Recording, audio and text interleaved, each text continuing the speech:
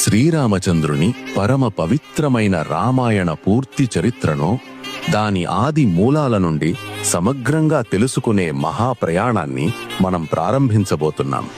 ఈ క్రమంలో మొదట ఆ రఘువంశం యొక్క పునాదులను దర్శించాలి. సృష్టికర్త బ్రహ్మదేవుని కళ్ల నుండి ఉద్భవించిన మానసపుత్రుడు మరీచి మహర్షి.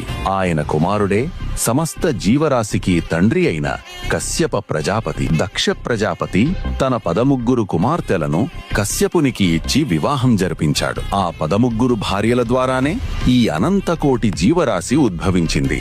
ఆ వంశ విస్తరణ వివరాలు ఇవే. అదితి, ఈమె ద్వారా 12 మంది ఆదిత్యులు జన్మించారు. వీరిలోనే ఇంద్రుడు మరియు మన కథకు మూల పురుషుడైన వివస్వంతుడు సూర్యుడు ఉన్నారు. దితి, ఈమె ద్వారా శక్తివంతులైన దైత్యులు అంటే అసురులు జన్మించారు. హిరణ్యాక్షుడు, హిరణ్యకశిపుడు వీరిలో ప్రముఖులు. ధనువు, ఈమె సంతానం దానవులు. 100 మంది పుత్రులు గల ఈమె వంశం నుండే అనేక అసుర శక్తులు ఆవిర్భవించాయి. వినత, ఈమె ద్వారా పక్షులకు రాజువైన గరుత్మంతుడు, సూర్యుని సారథి అనురుగు జన్మించారు. కద్రువ, ఈమె ద్వారా శేషుడు, వాసుకి, తక్షకుడు వంటి వేల సంఖ్యలో సర్పజాతి ఉద్భవించింది. సురస, ఈమె ద్వారా భయంకరమైన రాక్షస జాతి ఆవిర్భవించింది. ముని, దేవలోక సౌందర్యవతులైన అప్సరసలు ఈమె సంతానమే.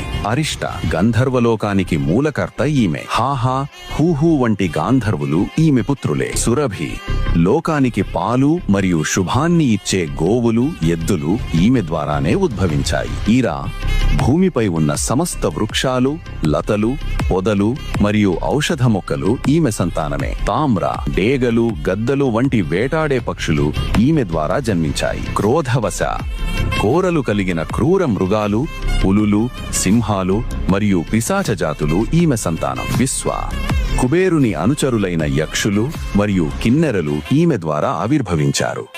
ఈ విధంగా మరీచిపుత్రుడైన కశ్యప మహర్షి తన 13 భార్యల ద్వారా ఈ సమస్త చరాచర జగత్తును సృష్టించారు.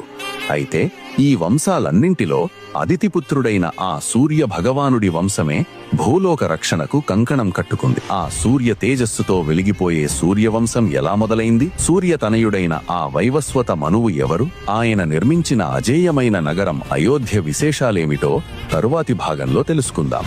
మనం ప్రారంభించిన ఈ పవిత్ర రామాయణ ప్రయాణంలో మీ అందరి సపోర్ట్ మాకు ఎంతో అవసరం. ధన్యవాదాలు.